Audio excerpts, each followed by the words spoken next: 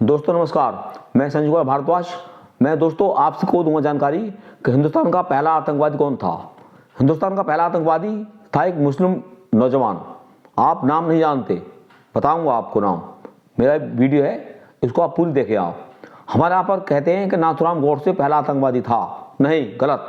नाथुराम गोडसे आतंकवादी नहीं था, वह हत्यारा था। आतंकवादी होना और हत्यारा होना अलग बात है।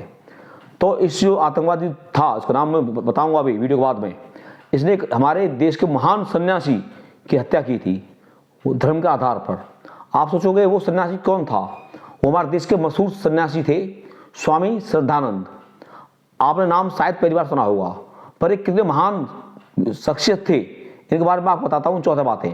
ध्यान दें आप। ये वो शख्स थे, इन्होंने जो अंग्रेजों ने हमारे यहाँ पर एजुकेशन सिस्टम में अपनी वेस्टर्न एजुकेशन लागू की थी, उसका जवाब देने के लिए इन्होंने हमारे यहाँ पर सिस्टम में एजुकेशन में आर्य शिक्षा प्रणाली को लागू किया। पहली बात। दूसरी बात, अंबेडकर जी ने भी इनको कहा था कि ये दलितों के सबसे बड़े मसीहा हैं। खुद गांधी जी ने कहा था कि स्वामी श्रद्धानंद मेरे बड़े भाई हैं। तीसरा पॉइंट के बारे में, जब अंग्रेज लोग हमारे ऊपर गोली चला रहे थे तो ये चांदनी चौक पर सीना तान कर खड़े हो गए थे और कहा था कि बंदूकों के साए में कि आप गोली चलाने की हिम्मत है तो चलाइए मेरे पर गोली। अंग्रेज लोग पीछे हट गए थे वहां से। चौथी बात, जामा मस्जिद सुना होगा आपने नाम, मुसलमानों का प्रसिद्ध वो है जगह।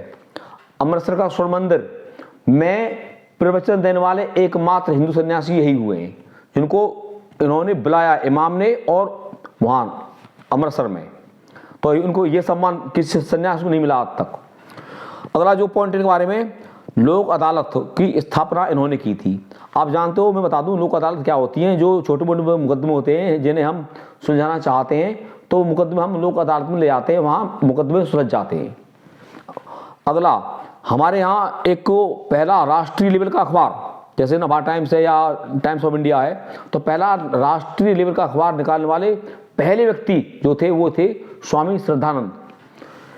और इसके बाद में अगला पॉइंट, आप जानते हो हमारे यहाँ जलियांवाला कांड हुआ था, उसमें अनेक मौत हुई थी। कांग्रेस की हिम्मत नहीं हो रही थी कि हम कांग्रेस का अधिवेशन करें। इन्होंने सीना ठोकर कहा और कहा कि हम कांग्रेस का अधिवेशन करेंगे। तो अंग्रेजों को ललकारा और कांग्रेस का अधिवेशन करवाने की हिम्मत उन्होंने दिखाई। पॉइंट नंबर 8, ये 20वीं शताब्दी के सबसे चमत्कारी व्यक्ति थे इंडिया के। गांधी जी भी इनका सम्मान करते, अंबेडकर जी भी इनका सम्मान करते थे इनका। सोच लीजिए आप कितने महान व्यक्ति होंगे ये। पर वो अलग बात है, हमें इनके बारे में जानकारी कम है। आपने सुना होगा हरिद्वार में है गुरुकुल कांगड़ी विश्वविद्यालय।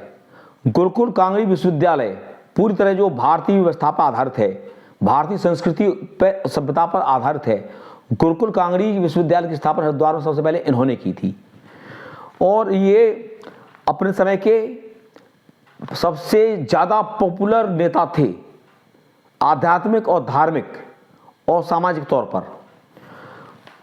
इनको उस जमाने में जब ये थे, इनको दिल्ली का बेताज बादशाह कहा जाता था इन्हें। इन्होंने एक अभियान चलाया था, यहाँ आता वो पॉइंट, आतंकवादी वाला पॉइंट, शुद्धि अभियान। इन्होंने कहा था कि जो मुस्लिम भाई हमारे पहले ज़माने में अकबर औरंगजेब के ज़माने में जिन्होंने हिंदुओं को तलवार के बल पर धर्म परिवर्तन करवा दिया है, जैसे हमारे यहाँ मुस्लिम भाई लगाते हैं राणा चौधरी मलिक गोत्र लगाते हैं, ये हमारे इनके पूर्वज हिंदू थे। तो यदि ये अपने धर्म में दोबारा वापस आ जाएं तो हमारा इनका मूल धर्म हिंदू ही है। तो इन्होंने एक वो चलाया था शुद्धिकरण अभियान।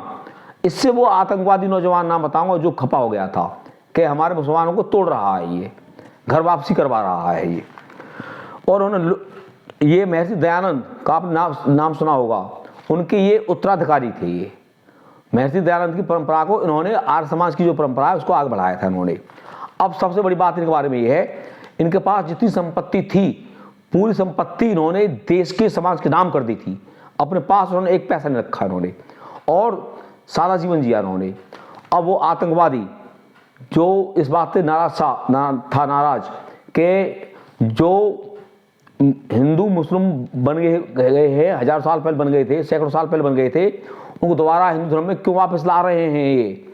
इस बात से खपा होकर के आतंकवादी अब्दुल रशीद नाम है आतंकवादी का, इसने स्वामी श्रद्धानंद की 23 दिसंबर 1926 को गोली मारकर हत्या कर दी थी।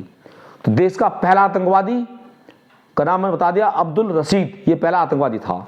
तो आतंकवाद की स्थापना तो अब्दुल रशीद ने ही हिंदुस्तान में पहली कर दी थी। जो आज देख रहे हैं दुनिया में आतंकवाद का जो इस्लामिक चेहरा देख रहे हैं, वो चेहरा हमारे सामने 23 दिसंबर 1926 को आ गया था। तो मैंने आपको दी जानकारी, देश का पहला आतंकवादी कौन था और स्वामी श्रद्धानंद क्या व्यक्ति थे, क्या पर्सनलिटी थे, इसके बारे में आपके क्या विचार है, आप कमेंट के माध्यम से मुझे बताएं। जय हिंद, जय भारत।